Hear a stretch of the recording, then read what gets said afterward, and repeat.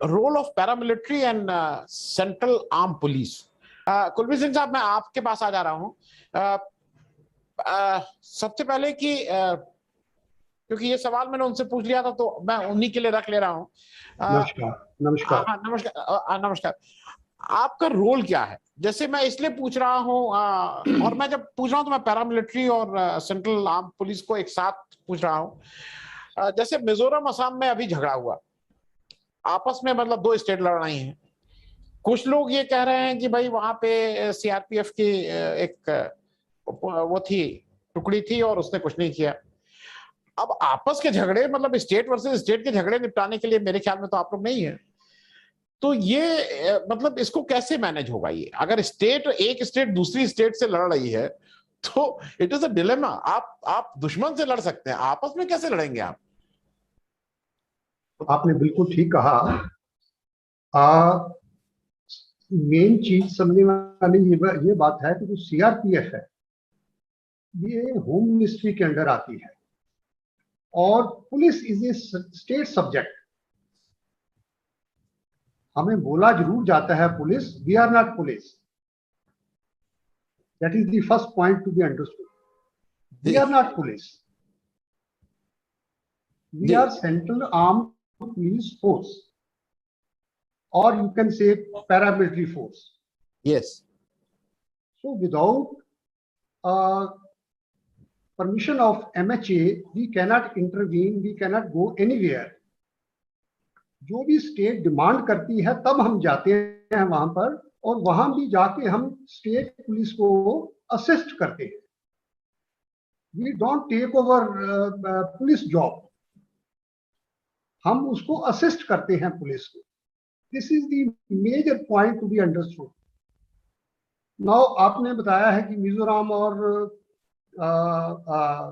असम का झगड़ा हुआ, इसी ढंग से असम और नागालैंड का झगड़ा भी हुआ था 84-86 में, आपस में बॉर्डर डिस्प्यूट।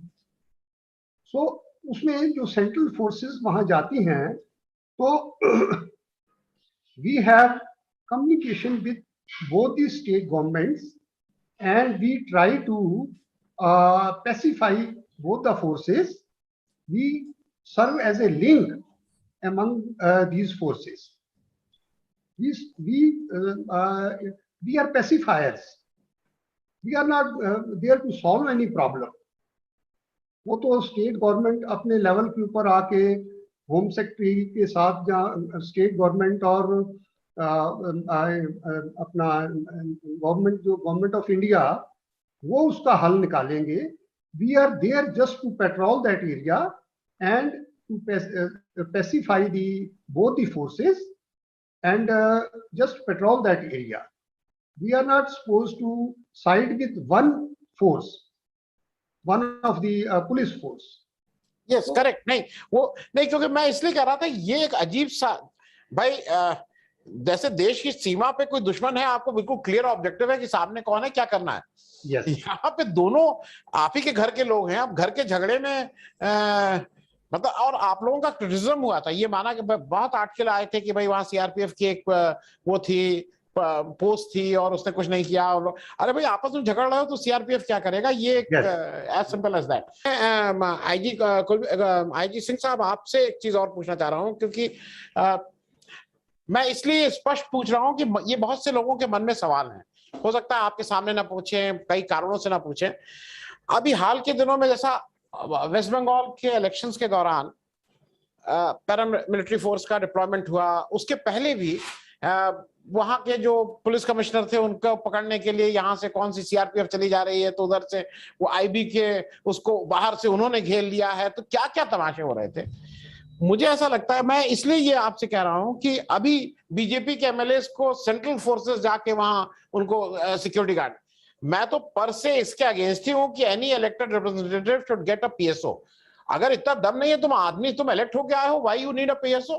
खैर, ये तो एक बेसिक फिलॉसफी की बात है।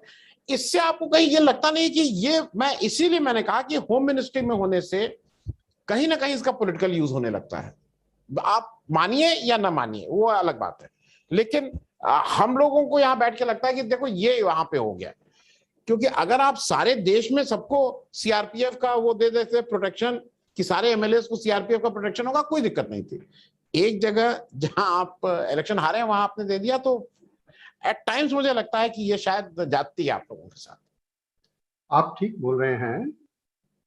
इलेक्शन के टाइम पे इलेक्शन कमिश्नर जो होता है, इलेक्शन कमीशन जो है होता है, वो कंट्रोल करता है पूरी ये deployment of security forces. State police नहीं करती है उस समय। स्टेट पुलिस के साथ कोऑर्डिनेशन जरूर होता है। और एज यू नो कि स्टेट पुलिस जो होती है वो पॉलिटिकली इंक्लाइंड होती है विद द रूलिंग पार्टी। सो ऐसी सिचुएशन के अंदर जबकि सेंट्रल गवर्नमेंट में जो भी पार्टी पावर में है और अगर वो वहां पर इलेक्शन लड़ रही है तो on the pretext of protection कि उनको यकीन नहीं है स्टेट पुलिस के ऊपर, इसलिए न्यूट्रल फोर्स एक दिया जाए, इम्पार्शियल फोर्स उनकी सिक्योरिटी के लिए दिया जाए। और ये देने से पहले इंटेलिजेंस की भी रिपोर्ट आती है, स्टेट इंटेलिजेंस और अपनी आईबी की फोर्सेस की भी, कि थ्रेट है कि नहीं है, थ्रेट परसेप्शन क्या है उनका। और अगर थ्रेट परसेप्शन है तो सेंट्रल फोर्सेस की सिक्योरिटी दी जाती है, स्पेशली इलेक्शन एनवायरनमेंट के अंदर। I am talking about the election environment. और मैं ये समझता हूँ कि जैसे मैंने बोला आपकी कि ये सेंटर में अगर कोई भी पार्टी होगी ABCD, और क्योंकि सीआरपीएफ और बीएसएफ और सेंट्रल फोर्सेस जो हैं वो दे आर अंडर MHA, तो वो उनको यूज करेगा अपने फायदे के लिए, इसमें कोई दो राय नहीं। जी आईजी सिंह साहब, आपसे एक ऐसा सवाल है जो हम सब लोगों को कहीं ना कहीं ये लगता है कि भाई इसका आंसर नहीं मिला था, और and you are free not to answer. एक खाने की एक वीडियो वायरल हुआ था, हो सकता है वो गलत हो सकता है फैब्रिकेटेड हो सकता है फेक हो, जिसमें एक खाने की कंप्लेन एक कोई बंदा करता है और उस पे सख्त कार्रवाई हो जाती है, शायद उसको निकाल भी दिया जाता है। हम सब लोग जितना भी कह लें, जो आदमी अपनी जान दे रहा है और किसी भी जगह का दे रहा है, वो किसी भी फोर्स का हो, खाने की कंप्लेन अगर किसी ने कर दी, उसको ठीक है, उसको कम ड्यूटी दे दो। आज की तारीख में नौकरी इज अ इशू, आप उनको कोई और ऐसी ड्यूटी पे लगा दो, आपको लगता है। लेकिन क्या नौकरी ले लेना आपको लगता था कि कुछ ज्यादा ओवर रिएक्शन नहीं था? अगर किसी ने खाने कंप्लेन की, उसने कोई और कंप्लेन नहीं की थी कि अफसर ने मुझे डांटा मारा वो, लेकिन खाने का अगर उसने क्वालिटी कहीं खराब हुई है, अगर आपको याद हो 40s में जो म्यूटनी हुई थी, naval mutiny in Bombay, it was just because of food. वहां के जो भी सीओ साहब थे वो फूड में नहीं देखते थे, जवानों की देखभाल करते थे। तो इसका आपको कुछ लगेगा कि जो भी अफसर कंसर्न थे उनके ऊपर भी कार्रवाई कुछ हुई थी कि नहीं हुई थी, कि सिर्फ जवानी को बलि चढ़ा दिया गया? AV सिंह साहब, सिक्योरिटी फोर्सेस में जवानों के खाने के लिए बहुत ध्यान रखा जाता है, ये आप बात मान लीजिए। जी जी। मैं करीब 10 साल कमांडेंट रहा हूँ, बटालियन भी रेज करी, बटालियन ने कमांड भी करी, और हमारा सब अफसरों का जो फोकस होता है वो ये होता है कि जवानों को खाना बढ़िया तरीके का मिलना चाहिए, फ्रेश खाना हो, और इसमें कोई कमी नहीं आनी चाहिए खाने की तरफ से। खाना और उनके जो पहनने के लिए जो यूनिफॉर्म है, इस तरह की आइटम जो होती हैं, कोई भी विजिटिंग अफसर आता है तो सबसे पहले इन बातों के ऊपर ध्यान दिया जाता है। उनके शौचालय की जगह कैसी है, उनके नहाने धोने का सारा इंतजाम है कि नहीं है, ये हमारी बहुत बड़ी प्रायोरिटी के तौर पे इसको लिया जाता है। अभी जब आप बोलते हैं कि किसी ने अपना वीडियो वायरल कर दिया और उसने ये बोला सब खाना अच्छा नहीं मिलता है, तो मेरा उसके ऊपर आपको ये 100% मैं कॉन्फिडेंस के साथ आपको रिएक्शन देता हूं कि वो डिसग्रंटल्ड आदमी होगा, शायद वो इनडिसिप्लिन्ड आदमी होगा, नहीं तो उसका ये कार्रवाई ठीक नहीं, कोई भी इसको अप्रिशिएट नहीं करेगा।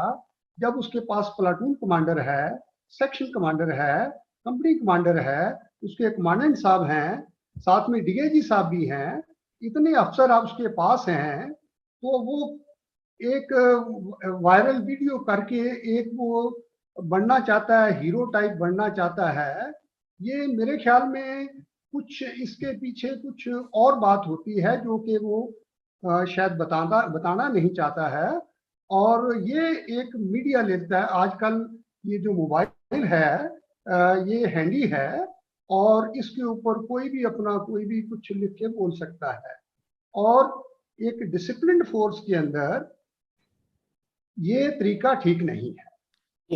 नहीं, पॉइंट टेकन, मान लिया। For joining.